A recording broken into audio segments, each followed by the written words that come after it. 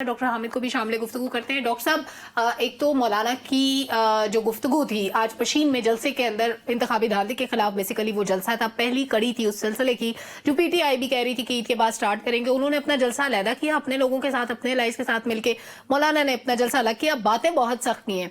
एक तरफ उनकी बातें हैं, वो असेंबलियां बेचे जाने का, खरीदे जाने का इल्जाम लगा रहे हैं। पहली बार तो नहीं हुआ, जिस किस्म की खरीदो फरोख्त की वो बात कर रहे हैं ये तो हमेशा से होती आई है, इस बार ऐसा क्या नया हो गया? और उसी सिस्टम का हिस्सा हमेशा मौलाना भी रहे।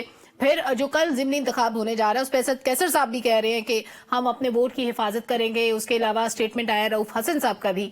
तो क्या इन स्टेटमेंट से किसी किस्म का मोमेंटम बिल्ड किया जा सकता है, कोई माहौल बनाया जा सकता है जो 8 फरवरी के इंतखाबात से मुख्तलिफ हो?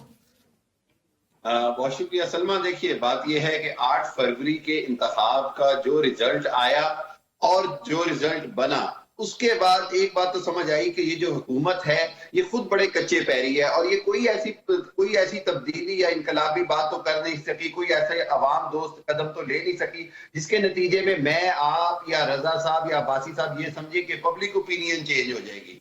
पब्लिक ओपिनियन तो वहीं खड़ी है जहां 8 फरवरी पे खड़ी।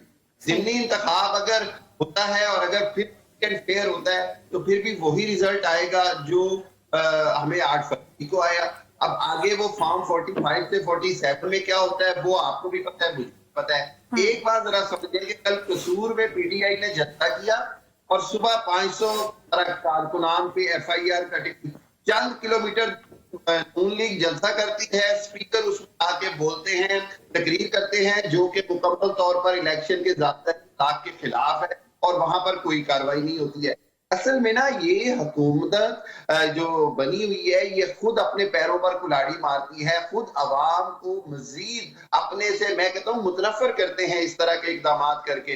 जो लोग सोचते हैं कि शायद हम पीटीआई की जगह किसी और को आजमा लें या कोई वोट दें, तो वो खुद अपने इकदाम से ऐसी हरकतें करते हैं कि उनको पब्लिक सपोर्ट नहीं मिल रही। एक बात समझ नहीं किया वो ये कि मौलाना जो है वो, मैं लफ्ज तो नहीं बोलना चाह रहा, लेकिन वो मलाई खाने के लिए जिसको कहते हैं कि जी उनको अगर तो वो चेरी ऑन द टॉप मिलती रहे तो he will be the part of the government. बदकिस्मती से जब मौलाना, मैं सिर्फ एक ही बात कहूंगा कि जब वक्त कयाम आया और सजदे में गिर गए, जब वक्त था कि हुकूमत पीडीएम की जब पिछली बार बन रही थी और अगर उसके खिलाफ कोई वो बात करते या उस इकदाम को किसी तरीके से उसका हिस्सा ना बनते तो शायद आज उनकी ये सियासी हल ना होती। आज मौलाना सियासी तौर पर भी बड़ी मुश्किल में है और जो उनका वो जो एक खास बैकडोर रास्ते थे वहां पर भी बड़ी मुश्किल में है।